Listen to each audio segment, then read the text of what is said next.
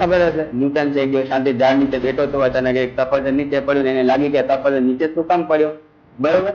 તો એના કારણે ગ્રેવિટેશન એટલે કે ગુરુત્વાકર્ષણની શોધ થઈ. ઘણા બધા લોકો મજાકમાં એવી રીતે પણ કહેતા હોય છે કે સફરજનના ઝાડ નીચે બેઠો હોત, અગર નારિયેળના ઝાડ નીચે બેઠો તો આપણે વિજ્ઞાનની ચોપડી પાતળી થઈ ગઈ હોત, દસ ચોપડી, બરોબર?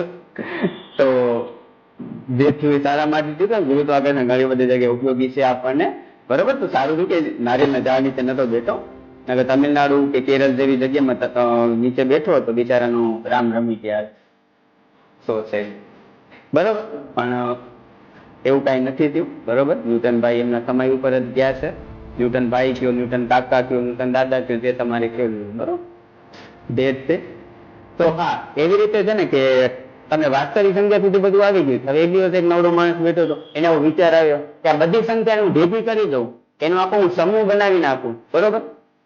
તો એ બધાને શું કહેવું, એને કઈક મારે નામ આપવું છે.